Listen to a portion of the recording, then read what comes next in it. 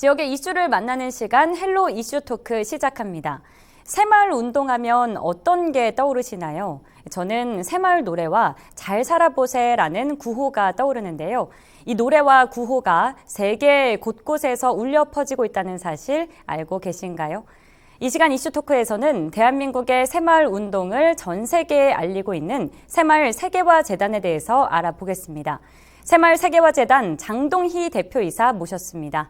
어서 오세요. 네, 안녕하세요. 네, 우선 새마을 세계화 재단이라고 하면 새마을 운동을 기념하는 곳인가 하는 생각이 드는데요. 구체적으로 어떤 일을 하는 곳인지 소개 부탁드립니다. 예, 우리 새마을 세계화 재단은 개도국 원조를 위해서 경상북도가 설립한 비영리 재단 법인입니다. 근데 개도국을 원조하는데 어떠한 방식으로 원조하느냐? 바로 새마을 방식으로 원조를 하는 것입니다. 그럼 새마을 방식이 무엇이냐? 예. 우리나라가 1961년도에 경제개발 계획을 시작하기 전 1인당 GDP가 87달러였습니다. 그런 나라가 지금 선진국에 다 되었는데 이러한 그 급속한 경제 발전을 하는 과정에서 그 뒤에 바로 새마을 운동이 있었던 것입니다. 우리 농촌에서 그 당시에 농촌 주민들이 전부 다 패배주의에 빠져 있을 때 이 주민들의 의식을 하면 된다, 할 수 있다 하는 이런 자신감 있는 캔두 스피릿으로 바꿔준 것이 바로 새마을 운동입니다. 예. 그럼 우리가 하는 개도국 원조 사업은 단순히 물자나 돈을 지원하는 것이 아니고 주민들이 스스로 자기가 필요한 시설이나 소득 증대 사업을 직접 하도록 하고 우리는 옆에서 도와주는 역할을 하는 것입니다. 즉 우리가 지원하는 사업은 주민들의 직접 참여, 자발적인 참여가 핵심입니다. 이러한 새마을 세계화 사업은 경상북도가 2005년도에 처음 시작했고 2010년도에 우리의 핵심 사업인 시범마을 사업을 시작했습니다. 그러다가 이 새마을 세계화 사업을 좀 더 체계적으로 수행하기 위해서 2012년 11월 달에 우리 새마을 세계화 재단을 설립한 것입니다. 네, 자발적 참여라는 단어가 눈에 띄는데요.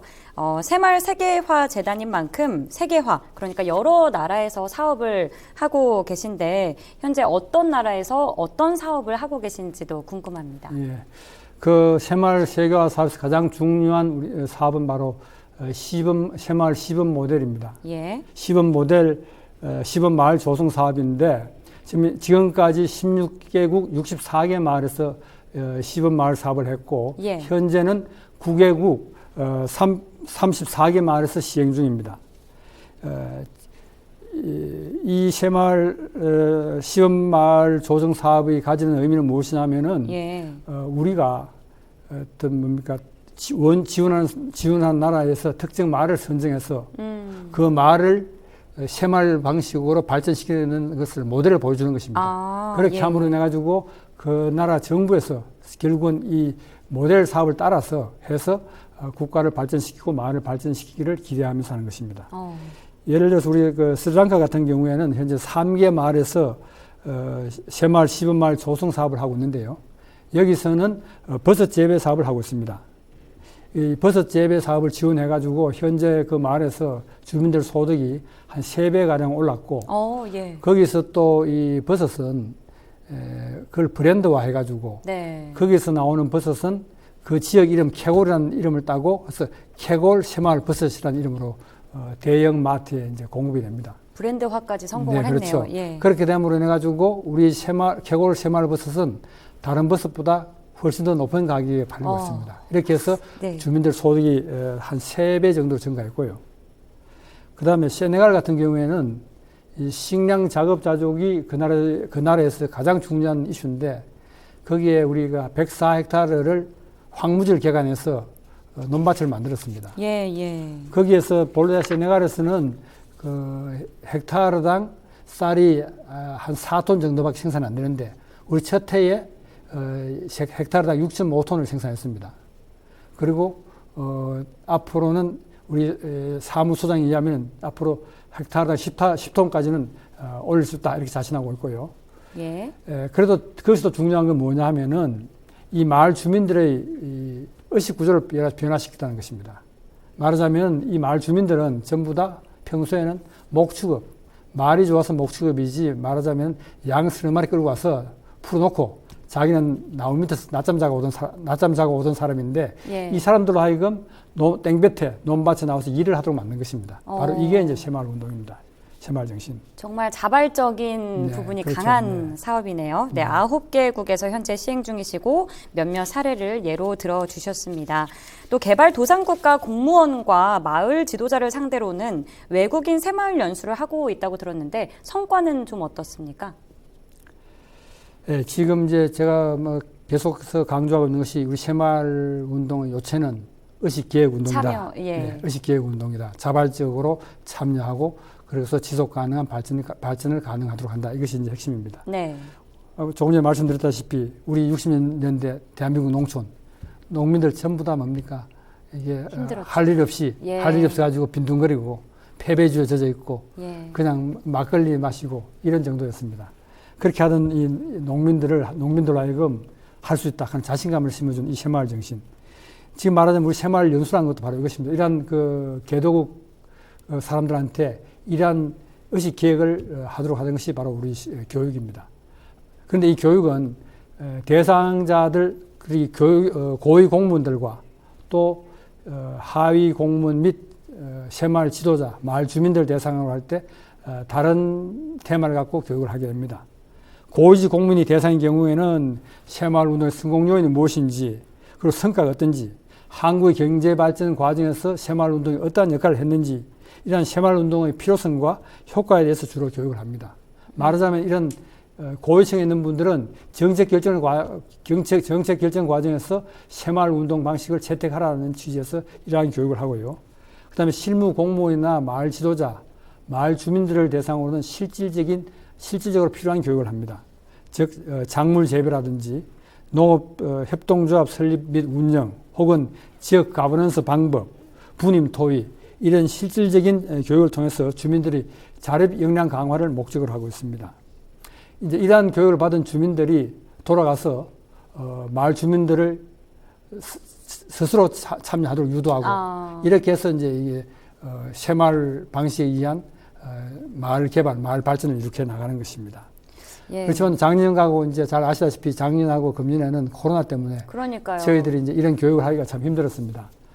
따라서 이제 작년부터는 새로운 상황에 적응하기 위해서 동영상으로 교육 과정을 찍어서 현지에 보냈고, 그래서 현지에서 이런 동영상을 갖고서 교육을 하도록 이렇게 진행해 왔습니다. 이렇게 해서 지금까지 교육한 인원이 91개국 7,640명에 달합니다. 와, 어마어마하네요. 네. 네, 현실적으로 커리큘럼을 구성해서 새마을 연수 추진을 한다라고 현황을 짚어주셨는데요. 재단에서는 해마다 또 새마을 해외 봉사단을 꾸려서 파견을 했습니다. 그런데 코로나 이후에는 어려움이 많았던 걸로 알고 있는데 현재는 이 해외 봉사단을 또 어떻게 운영하고 계신지도 궁금합니다. 예, 우리 그 새마을 해외 봉사단은 이제 2007년도에 처음 시작했습니다. 네. 2007년도에 시작해서 지금까지 10개국에 950명 정도를 파견했었는데요. 이는 이제 그 대학생들로 하여금 학예 방학 기간 중 한 2주 정도 우리 새마을 시범마을 하는 지역에 파견해서 그곳에서 우리 새마을 시범마을 하는 뭐 그 사업도 도우면서 마을 주민들 대상으로 음악, 미술, 체육, 태권도 뭐 이런 것들도 가르치고 또 그 지역에서 우리 대학생들이 그 지역의 문화와 이런 것도 익히는 그런 계기를 삼도록 했습니다. 이렇게 해서 우리 대학생들이 말하자면 글로벌 마인드도 배양하고 또한 그 개발도상국에서 개발 과정에서 우리 새마을 운동이 어떠한 위치를 차지하고 있는지, 이 경상북도의 새마을 세계화 사업이 어떤 것인지를 익히도록 하는 그런 기회를 제공하고 있습니다. 그러다가 이제 2019년도부터는 이 봉사단 파견을 대학생한테만 한정하지 않고 그 전문 기술을 가지고 있는 일반인들도 포함시켰습니다. 그래서 이 전문 분야를 가진 분들이 현지에 가서 주민들에게 필요한 기술을 가르치도록 이렇게 운영하고 있습니다.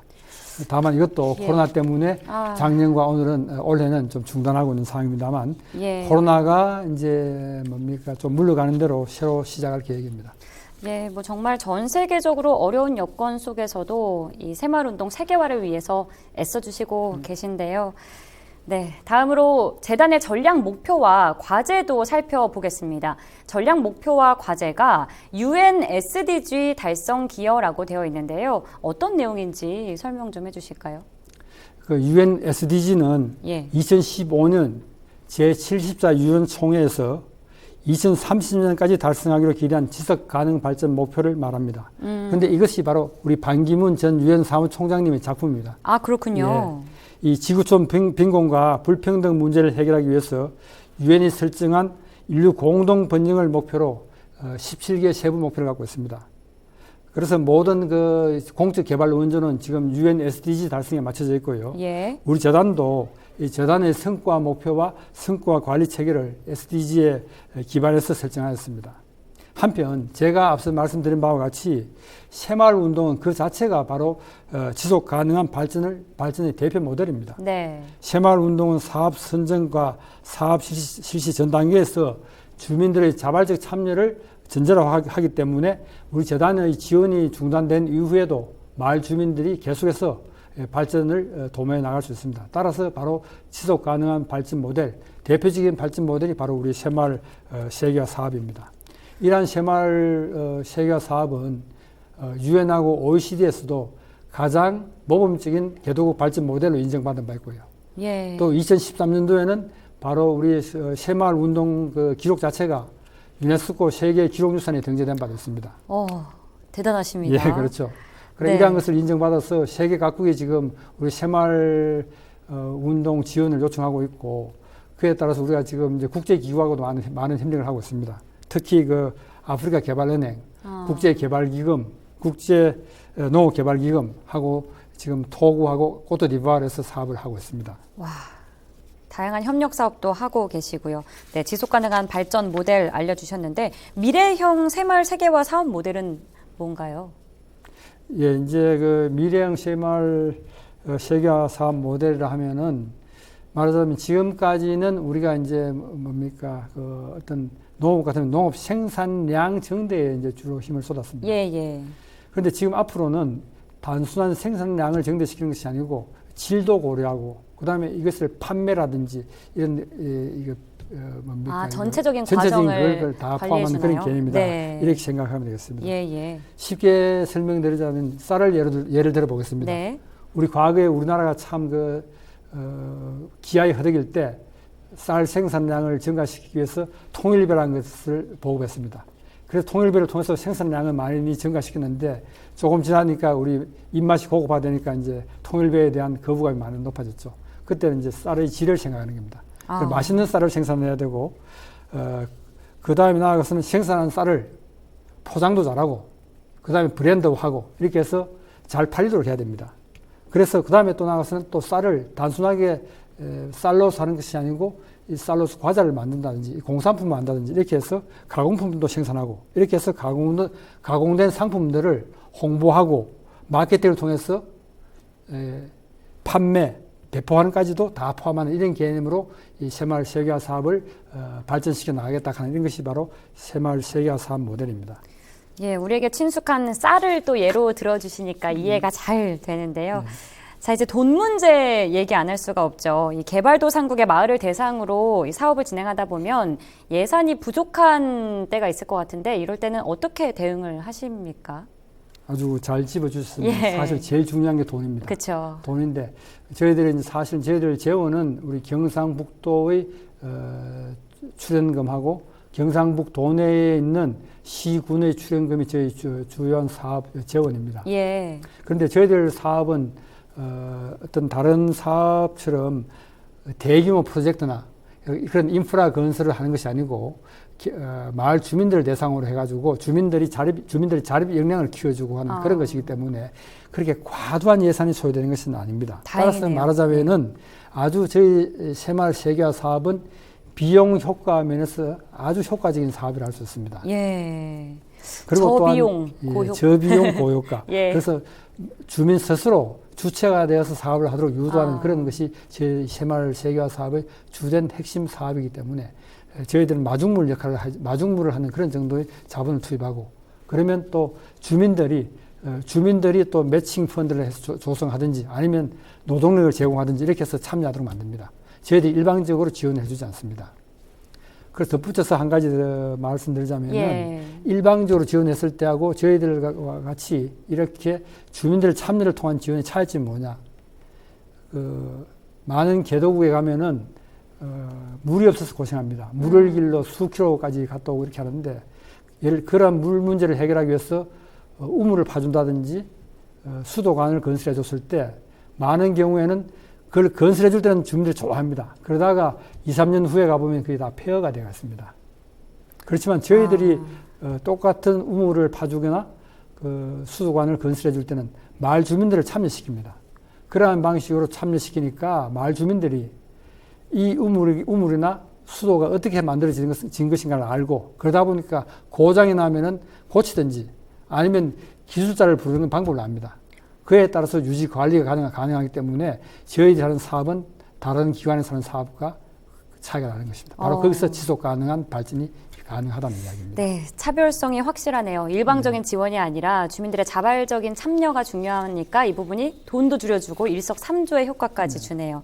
네, 새마을 세계화 재단인 만큼 세계화, 해외 활동을 살펴봤는데 국내 활동도 좀 소개해 주실까요? 예, 저희들 사업은 주로 해외에서 하고 있습니다만 예. 저희들도 이 경상북도가 추진하고 있는 새바람 행복 경북 달성에 일조를 하기 위해서 노력을 많이 하고 있습니다. 네. 저희들이 새마을 해외 봉사단이나 글로벌 청년 새마을 지도자 파견 사업도 이러한 그 사업 일환이고요.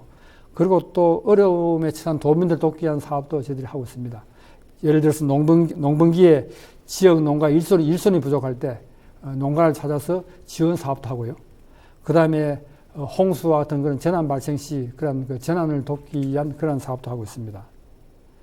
그리고 지금 그 코로나19로 많은 분들이 어려움을 겪고 있을 때 저희들 임직원들이 십시일반 돈을 모아서 성금을 전달하기도 하고 그러셨군요. 마스크와 손소독제 이런 것을 지원하기도 했습니다. 그래서 앞으로 이러한 사업도 계속한과 동시에 네. 또한 이 요새 뭡니까 재래시장이 어렵다는 말을 듣고서 매달 마지막 주 목요일을 재래시장 가는 날 중에서 그날은 재래시장에 가서 음식도 사 먹고 물건도 사고 이렇게 하고 있습니다. 정말 일상생활에서 좋은 일 많이 실천하고 계신 것 같습니다. 국내에서도 활발한 활동하고 계시네요. 마지막으로 재단의 운영 포부 궁금하고요. 아울러 당부 말씀 있으시면 덧붙여 주시기 바랍니다. 예, 새마을 세계화 사업은 이 대한민국만이 할 수 있는 사업입니다. 왜냐하면은 왜냐하면은 2차 대전 이후에 세계 최빈국에서 선진국까지 올라선 나라는 대한민국입니다. 이 뒤에 이 배경에 바로 새마을 운동이 있었습니다.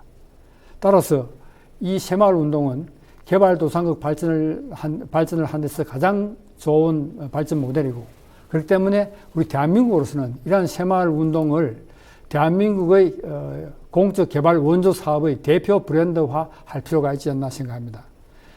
좌성희 박사란 분이 새마을 운동은 노벨 경제학상감이다 이런 말씀을 하셨는데 이 노벨 경제학상뿐만 아니고 사실 이 새마을 세계화 사업을 성공적으로 수행하면 저는 노벨 평화상감이라고 생각합니다. 앞으로 우리 새마을 세계화 사업이 노벨 평화상을 받을 때까지 열심히 노력하겠습니다. 예, 재단에 대한 자부심이 어마어마하신데요. 앞으로 새마을 세계화 재단 더욱 번창하시길 바라겠습니다.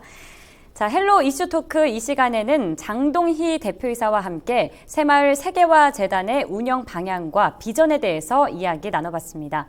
헬로 이슈 토크 마칩니다. 여러분 고맙습니다.